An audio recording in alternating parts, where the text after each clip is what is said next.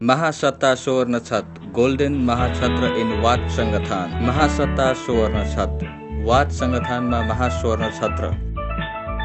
What संगठन यो बिहार नन्थपुरी स्थित जावफाया नदीको 100 मिटर दूरीमा रहेको छ।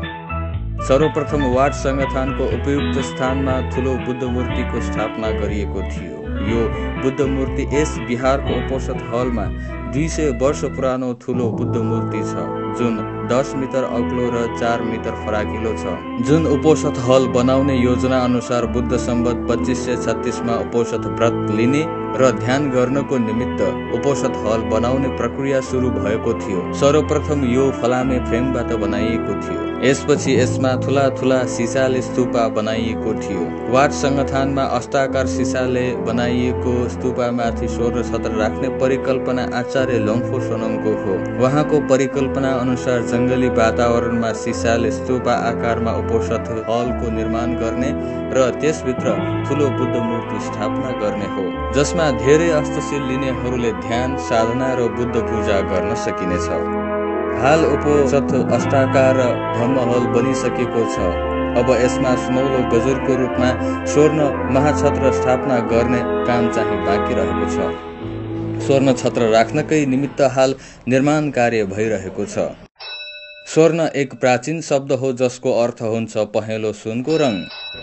छत्र पनि प्राचीन संस्कृत भाषाबाट आइएको हो जसको अर्थ हुन्छ छाता, जुन हामी पानी र घामबाट बच्नको लागि प्रयोग गरिन्छ। हामी यहाँ महास्वर्ण छत्रको बारेमा थाहा पाउन गइरहेका छौँ। स्तूपामाथि पनि छत्र राख्ने प्रचलन छ, जसले गर्दा स्तूपा अझ आकर्षक बन्ने गर्दछ। स्वर्ण छत्र भन्नाले धातुका पाताहरूमा कमलको आकृतिमा बनाएका तहहरू हुन्, जसमा चुन जलप लगाएका हुन्छन्। स्वर्ण छत्र 7 तहमा बनाइएको हुन्छ, जुन धार्मिक अर्थपूर्ण रूपमा बनाइएको हुन्छ। स्वर्ण छत्र कुनै स्तूपाको गजुरको रूपमा प्रयोग गर्ने गरिन्छ। स्वर्ण छत्र धार्मिक र सांस्कृतिक महत्त्व बोकेको हुन्छ।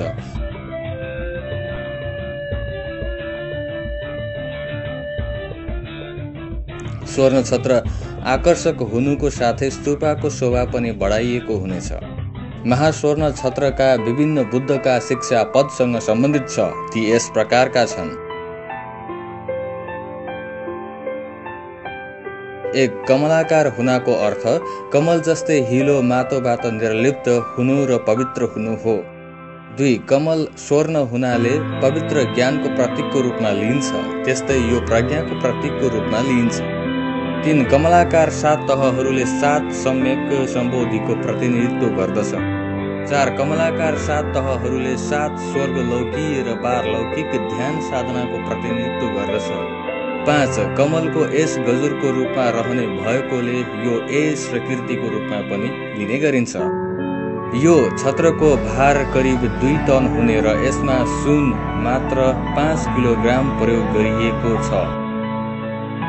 यो कमलको छत्र विगत 1 महिनादेखि यहाँ निर्माणाधीन र जडान कार्य गरिँदै थियो। भोलिपल्ट अब यो बोधखिया उपोषद हलको माथि राख्ने भएको छ। यसको सबै काम अन्तिम चरणमा पुग्न लाग्दै थियो। धेरै कामदारहरू यसलाई पूरा गर्ने कार्यमा लागेका थिए। यसको मध्यभागमा मुख्य कोपिलाको भाग विशेष भार हुने गरी बनाइएको थियो। यो छत्र 23 फिट अग्लो छ, जसमा मानिसहरू चढेर यो कोपिलाको भाग जडान गर्न लागेका छन्। स्वर्ण छत्र राख्नको लागि यहाँ ठुला ठुला क्रेनहरू लोड गर्नको लागि ल्याएका थिए। त्यस्तै लोड गर्ने गाडीहरू पनि यहाँ छत्रका भागहरू उचाल्नका लागि राखेका थिए। कामदारहरू जडान कार्यमा व्यस्त देखिन्थे।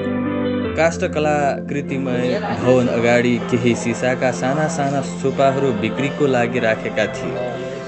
यही दिनको अवसर पारेर वाट संगठनको सेतो डुङ्गामा अष्टशील बस्नेहरू संक्रमण गरेका थिए।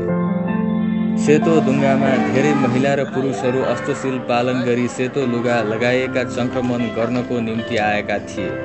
यो साधना गर्ने साधक र साधिकाहरू पहिला पंक्तिबद्ध भएर बस्छ। त्यसपछि आचार्य भन्तेको निर्देशानुसार बिस्तारै बिस्तारै कदम चलाई ध्यान अभ्यास गरिन्छ।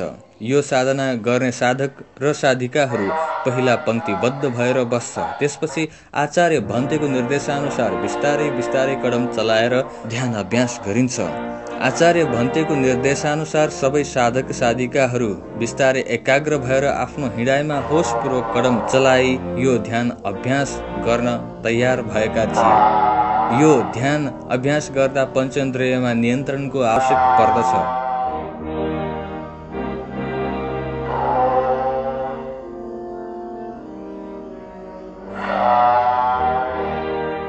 यो ध्यान गर्दा विशेष गरी पाइतालामा होस राख्नु पर्दछ। पाइतालाका नसाहरू मस्तिष्कसँग जोडिएको हुन्छ। जब हामी संक्रमण गर्दछौँ, हिँडेर ध्यान अभ्यास गरिन्छ, पाइतालाका नसासँगै मस्तिष्कका नसाहरू क्रियाशील हुने गर्दछन्। यसले गर्दा शरीर र मनका सबै विकारहरूलाई हटाई स्वस्थ बनाउने गर्दछ। शील पालनसँगै ध्यान बस्दै गर्दा मानिसहरूमा राम्रो विचार, सद्भाव आदि बितेका पूर्वजहरूमा जाने विश्वास गरिन्छ।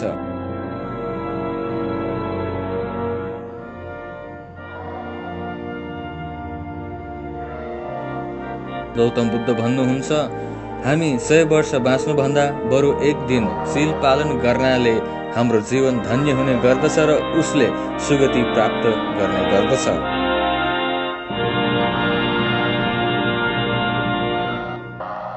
धर्मसँगै जिउनु जीवन सुखप्रद छ।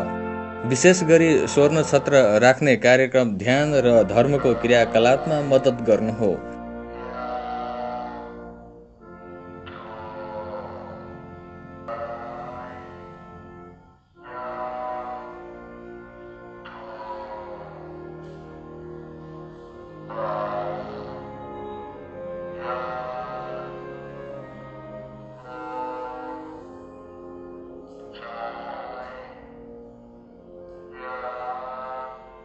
मानिसहरू यसरी ध्यानको अभ्यास गरिन्छ।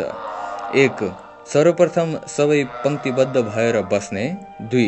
पहिला दायाँ खुट्टाको पछाडिको भाग उचाल्ने। 3. त्यसपछि दायाँ खुट्टा अगाडि बढाउने। 4. दायाँ खुट्टाको अघिल्लो भागले जमिन स्पर्श गर्ने। 5. दायाँ खुट्टाले पुरा जमिनमा स्पर्श गर्ने। 6. दायाँ खुट्टाले उभिने। 7. शरीरलाई सन्तुलित गर्ने। 8. बायाँ खुट्टाको पछाडिको भाग उठाउने। 9. बायाँ खुट्टा अगाडि बढाउने। 10. बायाँ खुट्टाको पाइतालाले पुरा जमिन स्पर्श गर्ने। 11. बायाँ खुट्टामा उभिने।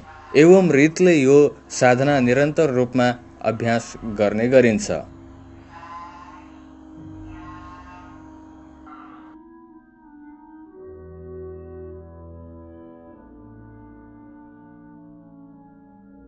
यो साधना गर्ने व्यक्तिले धेरै शारीरिक र मानसिक सुस्वास्थ्य लाभ गर्दछ।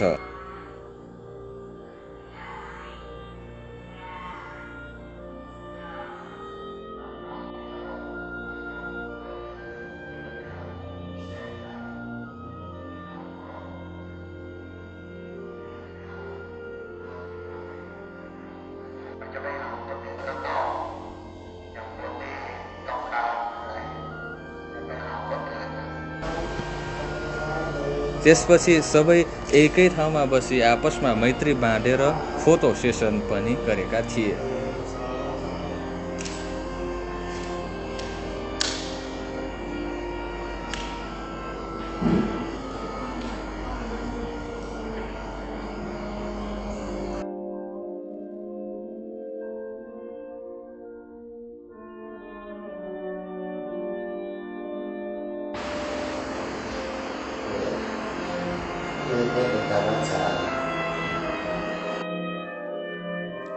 त्यसै गरी काष्ठ कलात्मक भवनमा सामूहिक साधना पनि आयोजना गरिएको थियो। यहाँ आनापान ध्यानको पनि अभ्यास गरिएको थियो। केही बेर सबैजना उठेरै ध्यान गरेको थियो।